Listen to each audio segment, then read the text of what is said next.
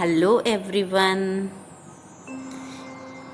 कैसे हैं आप सब लोग। आई होप आप सब बहुत अच्छे होंगे।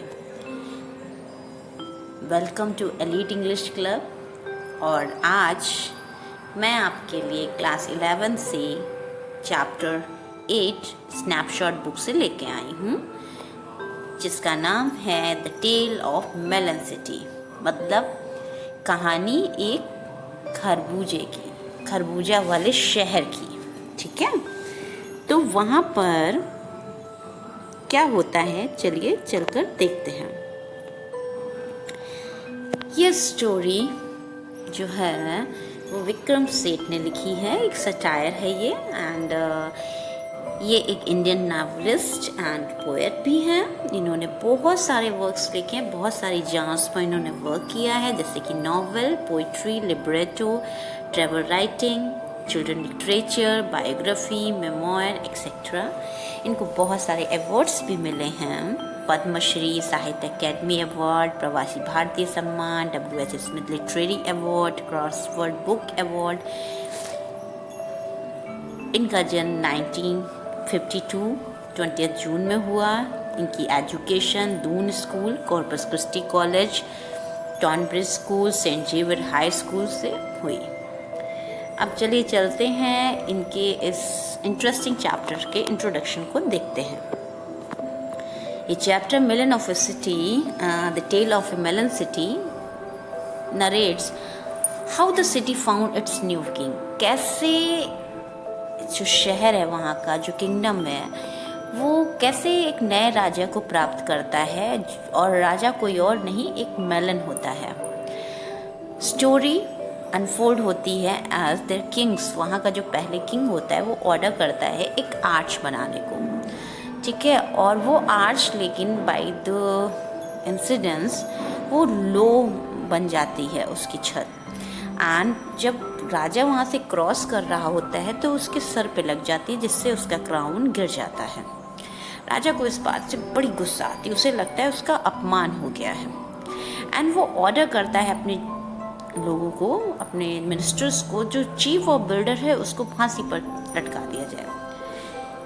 फिर उसके बाद यही एक सीरीज ऑफ इवेंट्स क्लियर करता है, जिसमें एक दूसरे पर लोग ब्लेम करते रहते हैं, जैसे कि बिल्डर ब्रिक्स लेयर पर करता है। इस प्रकार से चलता रहता है। अंततः क्या होता है, एक नूज बनाई जाती है, फांसी का फंदा बनाया जाता है, जो कि ये करता है जिसको भी ये फांसी का फंदा फिट होगा वही इस पे लटकेगा। और फिर ये फंदा जो फिट होता है वो किंग होता है, खुद किंग। और इस प्रकार वो किंग फांसी पर लटका दिया जाता है और सभी राहत की सांस लेते हैं। और न्यू किंग जो इलेक्ट होता है, वो ये कहा जाता है कि वो पर्सन इलेक्ट करेगा जो उस दरबार में पहली एंट्री करेगा। बस यही एक इंट्रोडक्शन है। आप चलते हैं समरी देखते हैं। ये स्टोरी तब बिगिन होती है जब वो डिस्क्रिप्शन देता है किंग, जो ऑर्डर देता है एक आर्क को बिल्ड करने को। जब वो राइड करते हुए जा रहा होता है घोड़े पर, तो उसके सर पे वो आर्च लग जाता है, क्योंकि वो बहुत लो बना होता है हाइट का, और उससे उसका क्राउन गिर जाता है। ठीक है। King thought it was so dishonourable. उसे लगता है मेरा बहुत सारा अपमान हो गया, इसलिए वो कमांडर करता है वहाँ के मिनिस्टर्स को कि जो चीफ ऑफ बिल्डर है उसको हैंग कर दिया जाए, मतलब फांसी पर लटका दिया जाए। Chief of builders put the blame on the workman who in turn blame the bricks. अच्छा, जो चीफ ऑफ बिल्डर होता है, जो बिल्डर होता है, वो वर्कमैन पर डाल देता है, जो मजदूर होते हैं उन पर डालते हैं। और मजदूर किस पे ब्लेम करते हैं, ईंटों पर ब्लेम करते हैं कि ईंटें सही नहीं बनी होती। फिर king order for the execution of Mason. अब मैसन की बारी आती है कि वो मैसन ने क्यों नहीं ब्रिक्स सही बनवाई, तो मैसन उस ब्लेम को देता है आर्किटेक्चर पर। आर्किटेक्ट क्या करता है, वो कहता है ये तो रॉयल कोर्ट से ये पास हुआ था ऑर्डर। तो इनडायरेक्टली क्या हुआ, कौन दोषी हुआ, राजा दोषी हुआ। अब the king was now grows angry. King को बड़ा नाराजगी होती है। फिर वो करता है कि अब इसका निर्णय जो सबसे वाइजेस्ट मैन होगा इस कंट्री का वही करेगा, तो उसे लाया जाए। इसका ऑर्डर वो अपने कोर्ट के लोगों को दे देता है, मिनिस्टर्स को।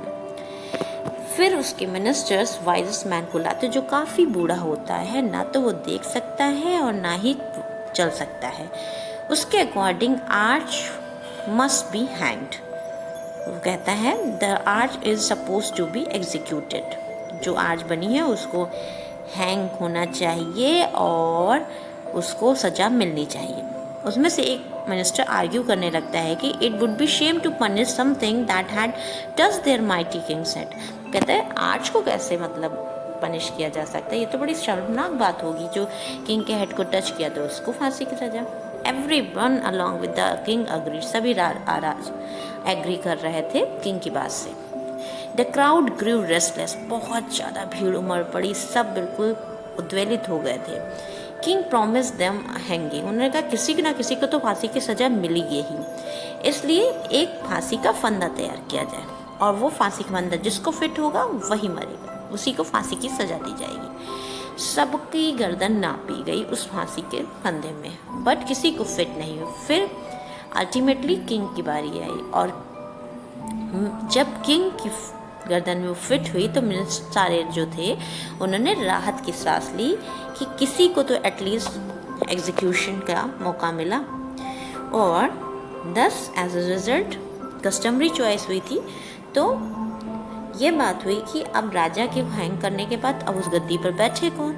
तो ये कहा गया कि सबकी राय लेकर कि जो भी इस सिटी के गेट से पहला पर्सन गुजरेगा वहीं आकर राजा चूज करेगा। अब वहाँ से गेट पर से एक इडियट, एक मूर्ख व्यक्ति वहाँ से गुजरता है जो कि मेलन चाहता था। तो उसने कहा कि वहाँ का किंग मेलन बनेगा। Melon was given the throne. सबके एग्रीमेंट से वहाँ पर मेलन को गद्दी पर बिठाया गया और सेरेमनी की गई।